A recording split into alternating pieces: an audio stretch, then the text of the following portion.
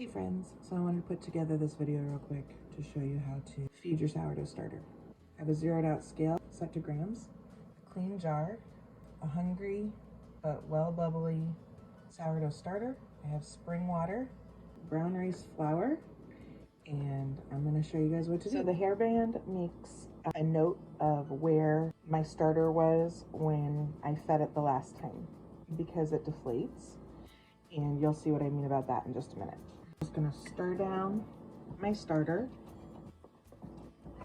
You want to get all the way to the bottom,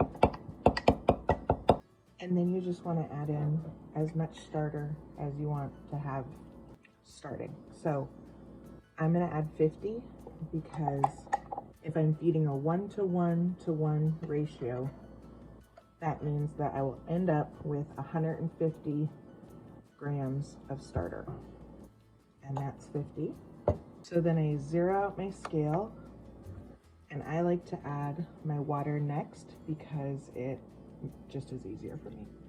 So I'm gonna add 60 grams of water because with gluten-free, it's a thirstier flour. You might find you need to add a little bit more. You can play with it at the end. So I ended up at 62. I like to use a chopstick to stir it up. Then I zero out my scale again and add my flour. This is just brown rice flour, but you can use white rice flour or oat flour or buckwheat flour or whatever gluten-free flour you have. You can feed it to this, it doesn't matter.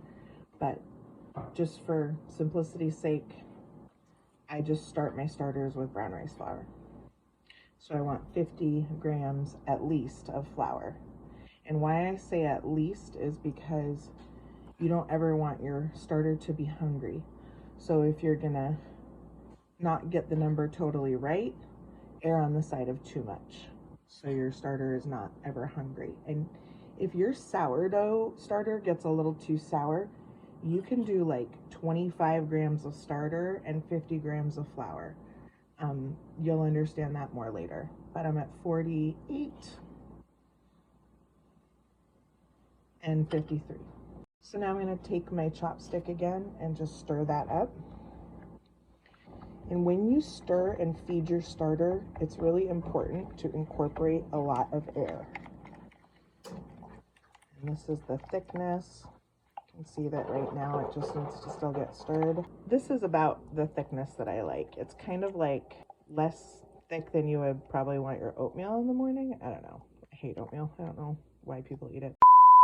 This is a little thicker than pancake batter, and this is where I really like my starter to be. So I've gotten it all stirred all the way down to the bottom, and I've made sure that air has made it all the way down to the bottom. The last thing you want to do is just clean up the sides of your jar, just to make all that starter down with its friends, because there's bacteria in there that need food and moisture and air, and you don't want anybody to get too much or too little of anything. So there's that all cleaned up, and then you can move your rubber band or hair tie, whatever you have, to your new jar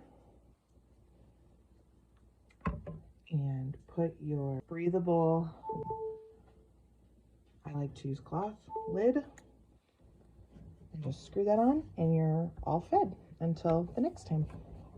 All right, that's it, friends. So then this is now your discard, and you can use it for making sourdough crackers or sourdough chocolate cake or any of the myriad of recipes of discard things out in the world, or you can use it to make a new jar of starter to share with a friend. Just want to have multiple of these around. I like to have 3 jars going at a time so that I can do batch cooking.